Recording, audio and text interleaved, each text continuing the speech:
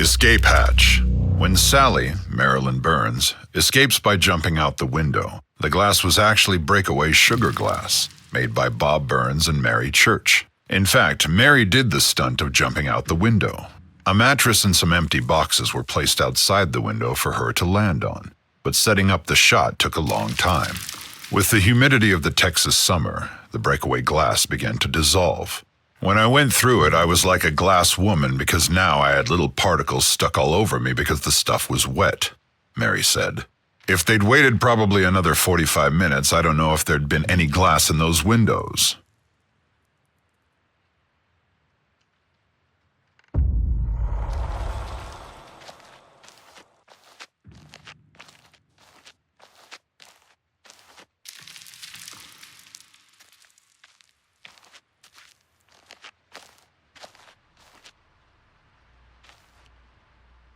Truck. For the film, Gunnar Hansen found Leatherface's voice while driving in Austin, Texas. I remember exactly where I was. I had just turned south on Rio Grande from 19th Street, just south of the university. In a once elegant neighborhood of multi-story houses slowly being transformed into funky offices for lawyers and architects, from somewhere deep inside, I let out a piercing, agonizing howl. A big howl. I had to stop the car. The hair was standing up on my neck and arms. An unpleasant tingle ran down my spine. I was frightened. I drove home and went to bed, pulling the covers over my head. I don't ever want to make that sound again.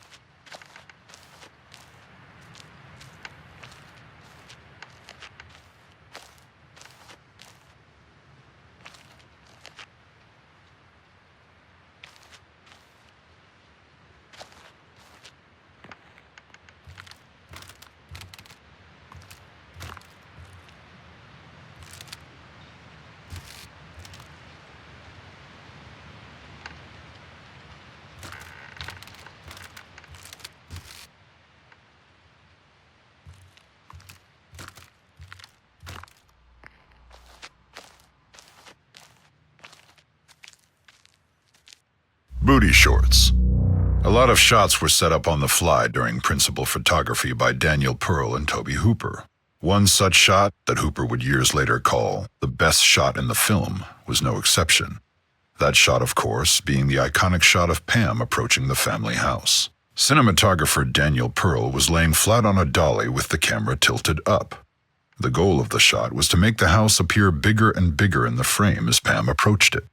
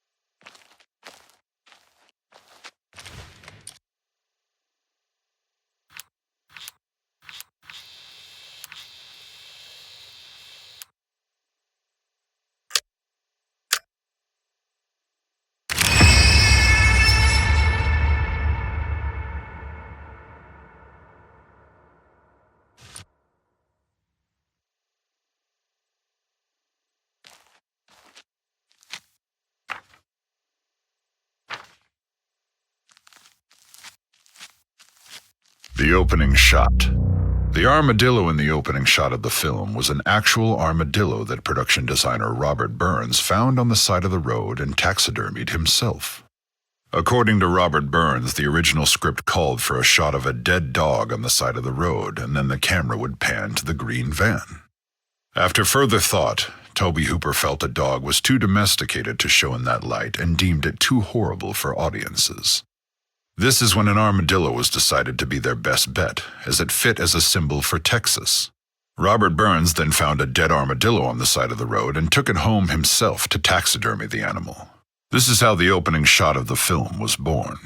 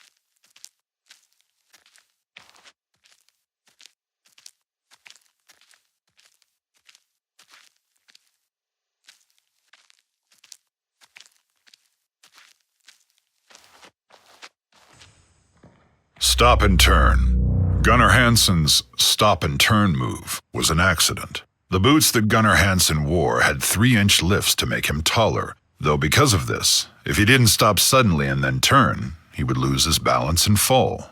The weight of the chainsaw also impacted his movements due to its sheer weight. So after falling on the first take, Gunnar stopped, turned, and one of Leatherface's signature moves was born. Kim Henkel would call it the Keystone move.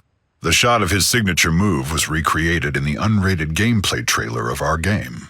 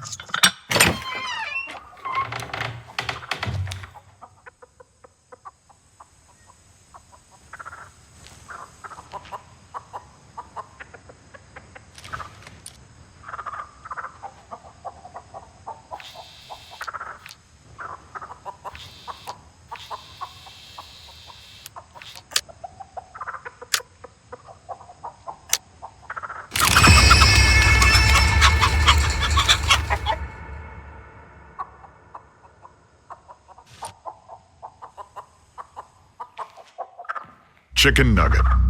The game's composer, Ross Tregenza, used real chickens for the audio for Nugget.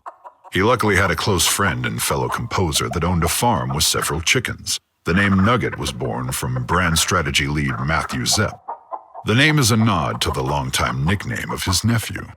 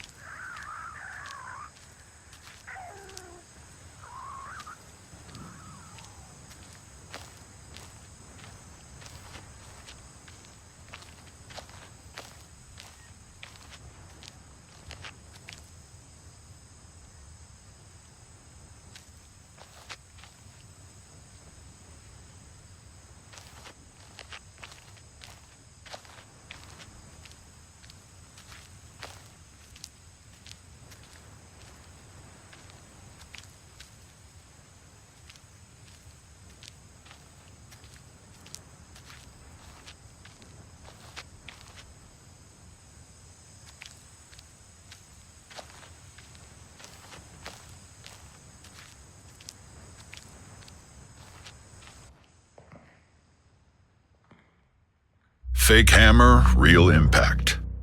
The scenes in the movie with the sledgehammer seem real, and there's good reason for that. Though the prop master Bob Burns made a fake hammer with a foam rubber head, there were still complications.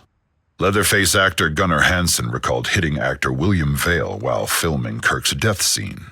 I was completely charged up on adrenaline, skittishly hopping back and forth as if I were speeding. So when Bill tripped and I stepped out of the shadows, I actually hit him in the face with the sledgehammer. Fake or not, it left its mark.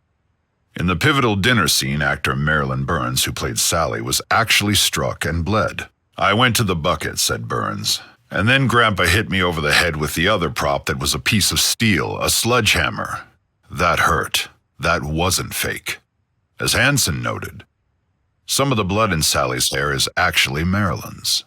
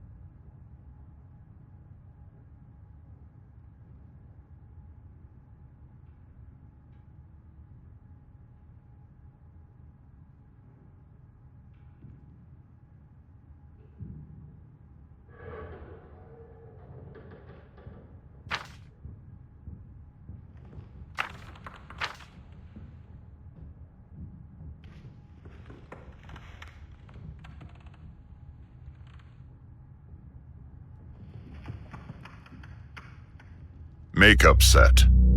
Gunnar Hansen shared a lot of praise for his fellow cast members. In the 40th anniversary Blu-ray release's audio commentary, Hansen notes that actor Jim Siedow, the cook, was probably the only actor in the movie who could look benign and then become extremely evil without any makeup.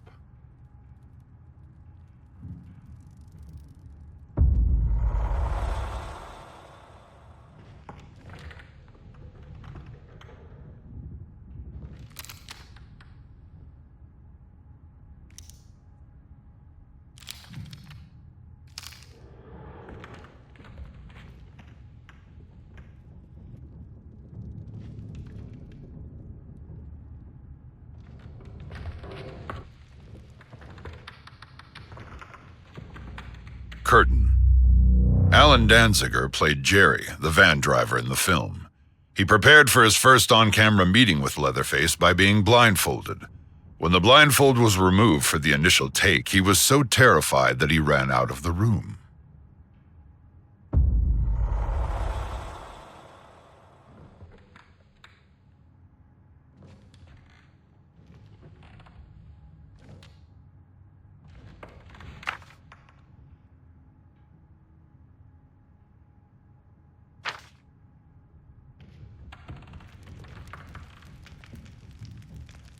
Genuine bone furnishings.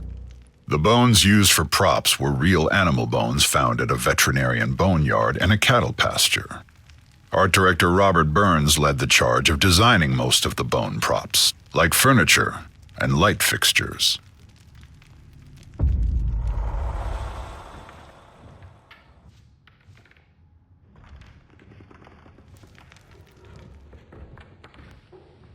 Scaring a child. In the original movie shoot, the caterer, Sally Nicolau, was married to the location sound recordist, Ted Nicolau. The day they shot the meat hook scenes, Sally brought their then 3-year-old daughter, Karina, to set when she was delivering lunch. Unfortunately, little Karina saw Terry McMinn, Pam, on the meat hook and began crying and screaming. Her father recalled, "I was in the living room while we were shooting that scene, and she came running in and skidded to a stop and just went completely white. Started screaming and crying, and went running out of the house."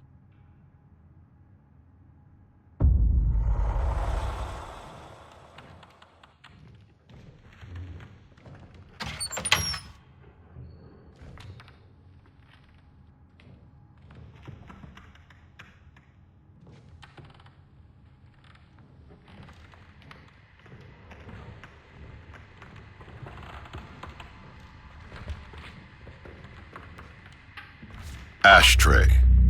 Actors are paid varying amounts for their work in film. For his voiceover in the opening monologue of the film, John Larroquette was paid with a single joint. Recent reports, however, suggest that his rate has gone up.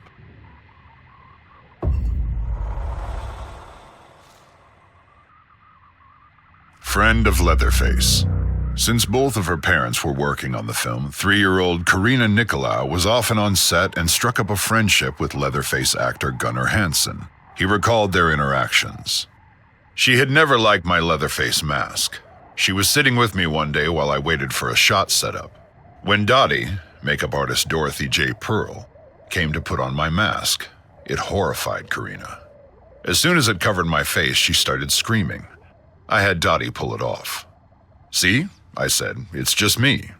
She calmed down, but when I put the mask on again, she started screaming again. I realized she was too young to make the leap, to see my transformation from Gunnar to Leatherface and understand that I was still under the mask. So I made sure she never saw me in the mask after that, at least until the unfortunate meat hook scene."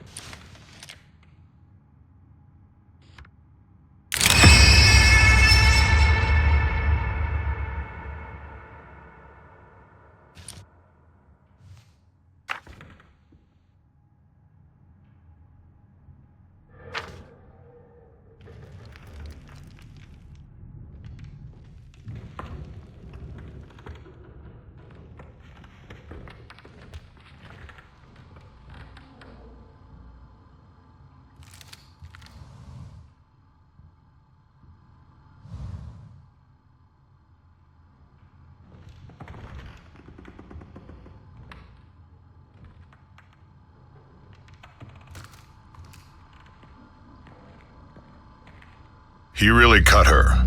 According to Gunnar Hansen, he really cut Marilyn Burns' finger in the infamous grandpa feeding scene. The prop knife, designed to pump out fake blood, wouldn't work after several takes. Finally, when no one was looking, Gunnar Hansen removed the tape from the knife that made it dull and really cut Marilyn's finger. Knowing this, that would mean that actor John Dugan, Grandpa, sucked on the actual blood of Marilyn Burns.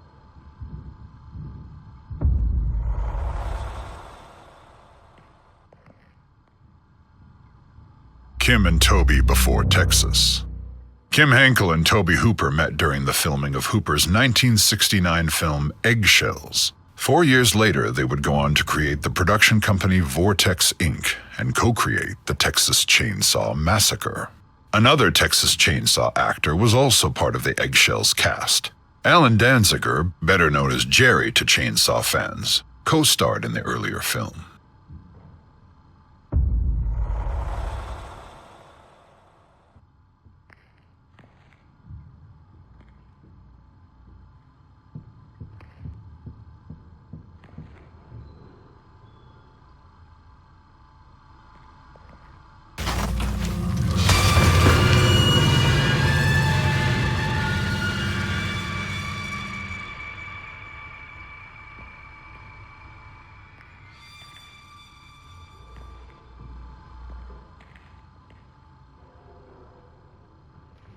Possible titles. The Texas Chainsaw Massacre wasn't the first or even second title of the film. The first two working titles were Head Cheese and Leatherface. Head Cheese was the first working title of the film, though, for most of principal photography. Leatherface was the working title until late into production, when it was finally given the official title of The Texas Chainsaw Massacre. Kim Henkel and Toby Hooper intended for the title to be spelled Chainsaw, but once the press were sent information on the film, and when the original poster was produced, the spelling got twisted into Chainsaw.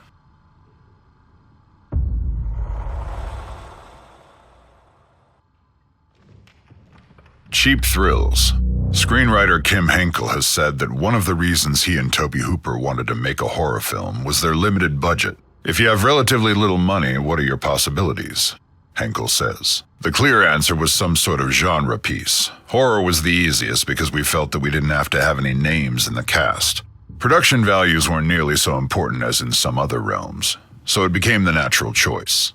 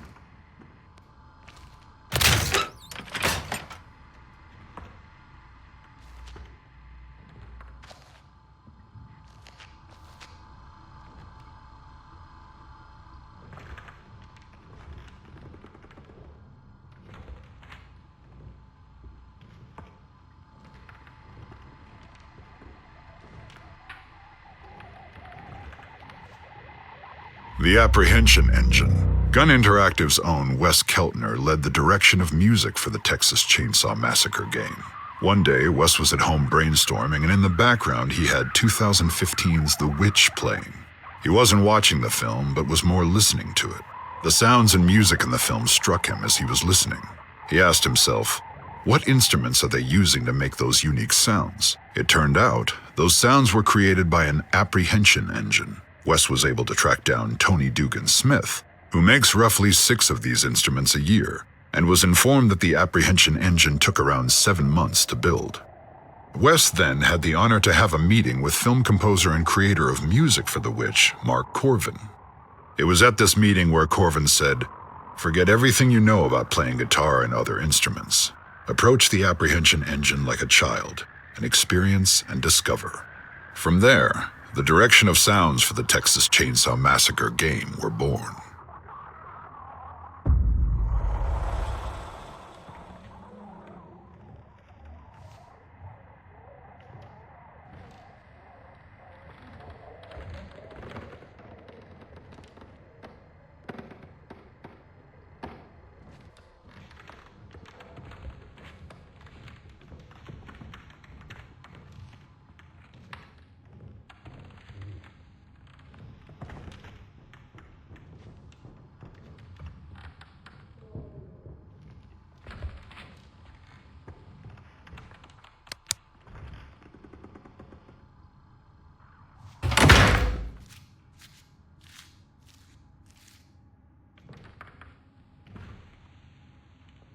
box office success.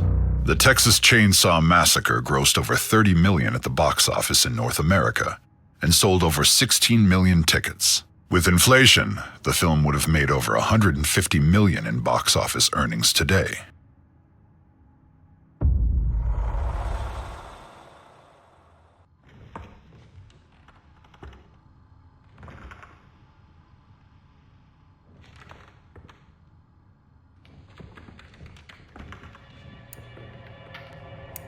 Spring of '73.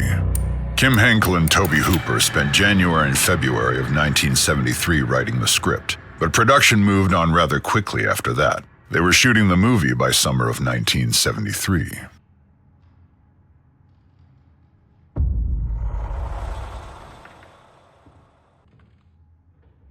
Production manager Ron Bozeman would go on to work on another film that featured cannibalism.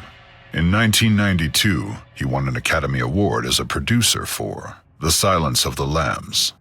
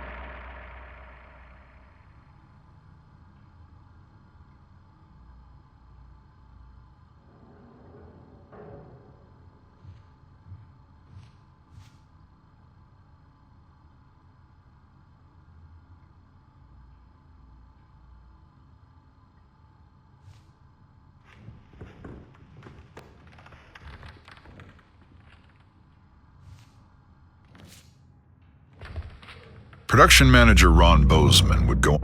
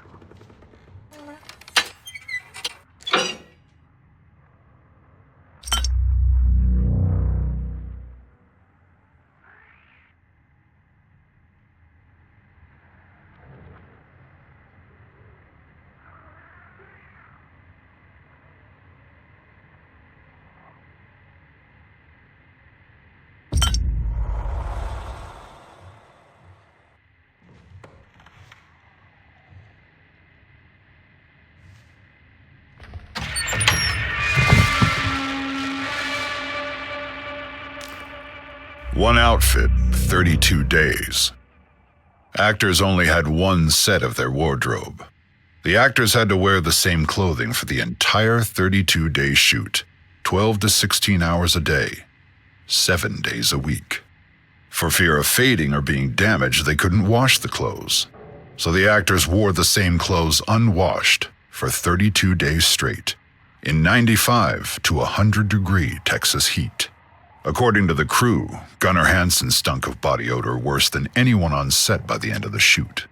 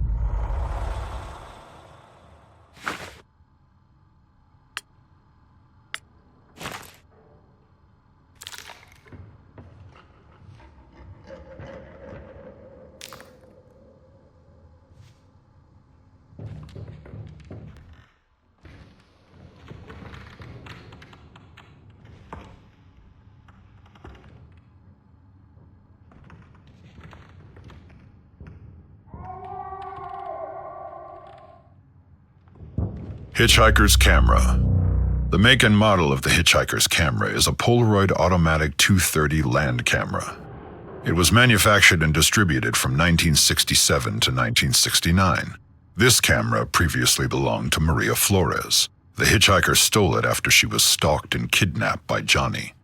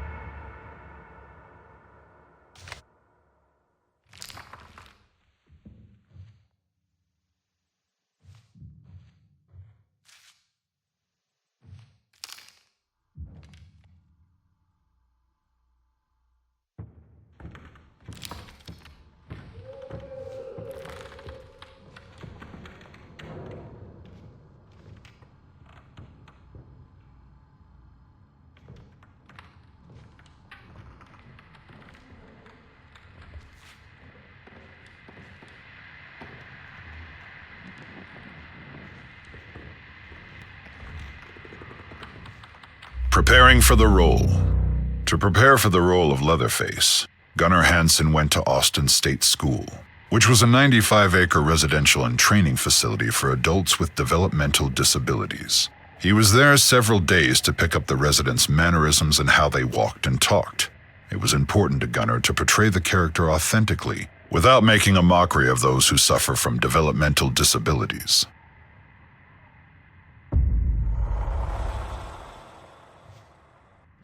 Ashtray. Actors are paid varying amounts for their work in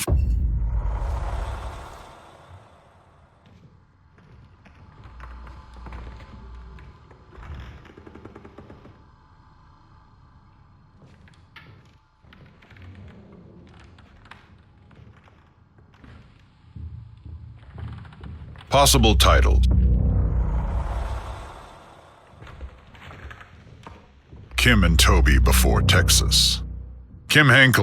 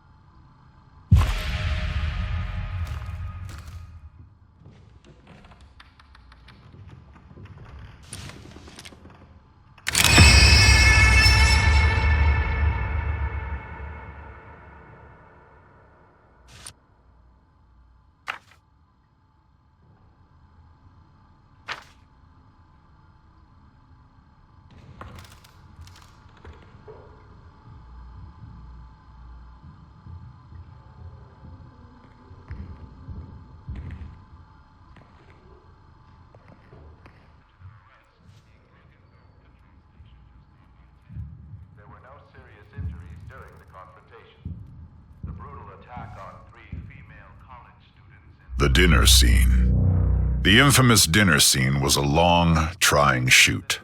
Plastic surgeon W.E. Barnes created the makeup for Grandpa, and it took nearly 10 hours to apply to actor John Dugan. A lot of pieces and parts went into creating Grandpa's look. But because they were down to their last set of makeup parts, the crew had to shoot every scene involving Grandpa all in one day. The grueling shoot was one of the hottest days of the production, with temperatures over 100 degrees. The set windows were blacked out with black plastic in a house filled with cameras and lights that reached as high as 120 degrees inside. Because of the extreme heat on set, the food at the dinner table started to rot. The smell on set was ghastly for the entire cast and crew. All of the bones on the set were real, and combined with the lights that made them burn, released an unbearable smell. The combination of the stench with the extreme heat made a lot of the crew sick, and they'd take frequent trips outside to throw up. In the end, the brutal set brought a real rawness to the film. The shoot in total lasted nearly 32 hours for some of the crew.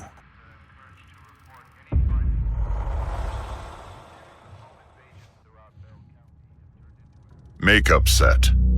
Gunnar Hansen shared a lot of praise for his fellow cast members.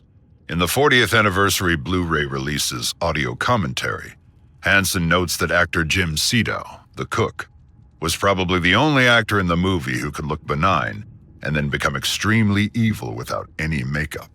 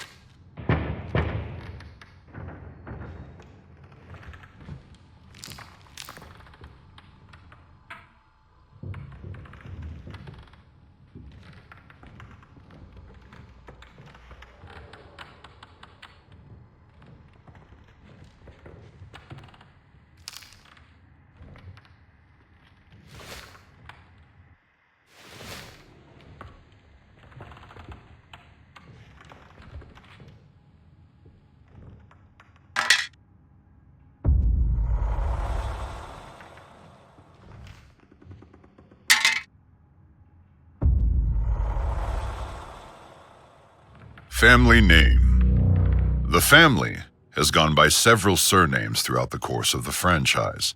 However, their original surname is Slaughter, though never spoken in the movie. It can be seen in faint letters on the sign above the gas station, W.E. Slaughter Barbecue. According to Gunnar Hansen, art director Bob Burns made the sign. He said that Toby and Kim were mighty proud of coming up with We Slaughter.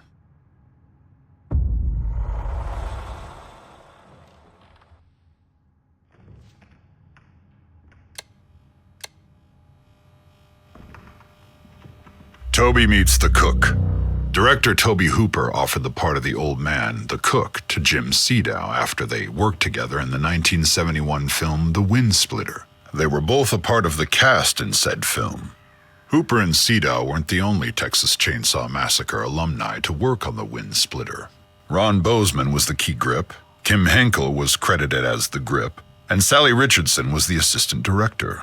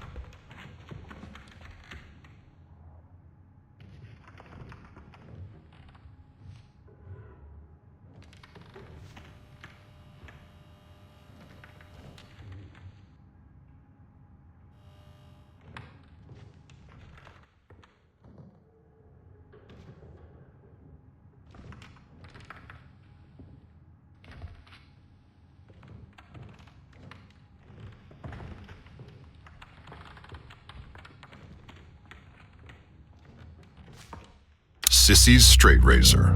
After Kim Henkel and creative director Ronnie Hobbs finished designing Sissy's look and backstory, the only question left was what type of weapon would she carry. According to Kim's secret catalog of character concepts, he always envisioned Sissy wielding some type of straight razor, a small, portable weapon that could stay hidden until just the right time. It's petite and deadly, just like Sissy. It fit her personality perfectly. So even though the hitchhiker carries it in the original 1974 film, it did in fact previously belong to Sissy. As far as what happened to her, or where Sissy is during the 1974 film, well, that's a story for another time.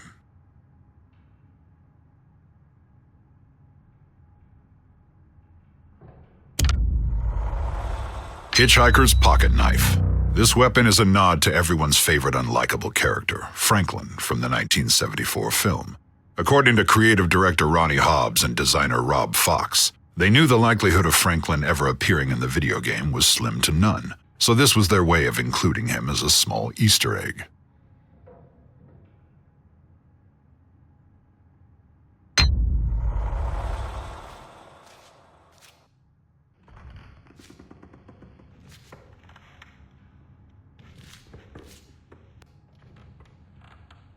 Jim Sedow's toughest scene to get right was the broomstick clubbing at the gas station. Since the prop was an actual wooden broom handle, he was afraid of hurting his fellow actor in the scene. After several takes of it looking fake, Sedow really struck his fellow actor in the final take. It was an exhausting shoot for everyone, but Marilyn Burns had it as bad as anyone on set. She did several takes of diving through the doorway of the gas station, and each time she would land knee first on the hard concrete floor. So many times that the floor tore up and severely bruised her knees.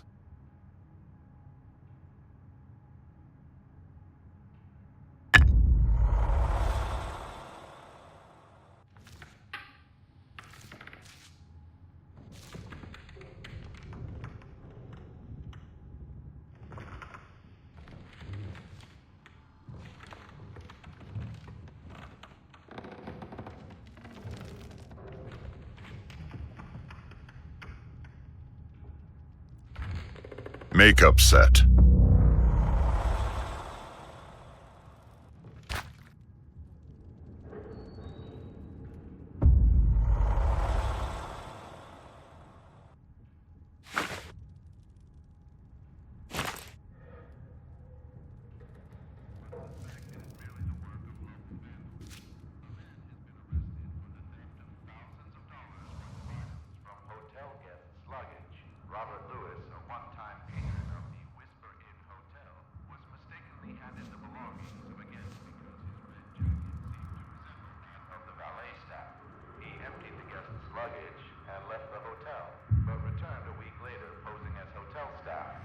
intention of repeating the offense.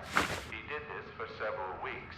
Site manager Laura Francis was finally able to apprehend Mr. Lewis by pretending to be a guest herself and calling the authorities. No stolen items nor luggage has been recovered. Residents of the Apache Ridge Residential Development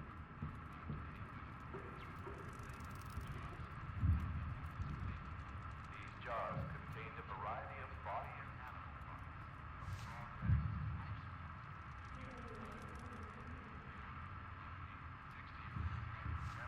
Claims he bought the jars as is. Thought everything was just regular animal stuff. Authorities are holding Wembley for further questioning. A woman has been arrested for the attempted murder of local farm magnates, the Borins, with the intention of stealing their fortune. Brianna Rose, 43, was hired as a live-in cook months ago. Patriarch Kid Borin was hospitalized earlier this week with a rare poison. This led to Rose's arrest. Despite recommendations, the Borins began to suspect Miss Rose wasn't who she claimed she was. But efforts to reach her previous employers resulted in disconnected phone numbers and unanswered letters. Mr. Borin is expected to fully recover. Claims of elderly abuse in the sprawling Meadows old age home in Colorado City have unearthed a conspiracy by two employees of the facility. 28-year-old Keith Livingston, who worked in the kitchen, and 24-year-old Amanda Kemper, one of the staff nurses, have allegedly been pocketing the additional money sent to the residents, as well as stealing necessary medications. The two have been arrested and are currently awaiting trial. Jared Gaines wasn't sure what he was expecting when he discovered a burned-out truck on his back 40 this morning. Gaines was patrolling the river just after sunrise when he saw the truck in the distance. It was apparently from a distance, but closer inspection led Gaines to find the charred remains of a currently unidentified man who was driving.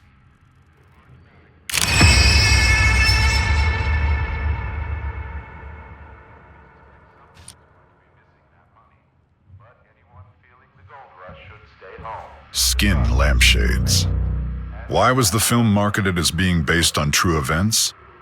According to Kim Henkel, the film's marketing of being based on true events evolved over production. The famous crawl, for instance, was implemented to mark the story as an historical event that was more captivating, but wasn't meant to be taken seriously. Another inspiration for the story were tales Tobe Hooper was told by his family as a young child. They told him stories of a killer from Wisconsin that would use human skin for lampshades. This Wisconsin killer was the infamous Ed Gein.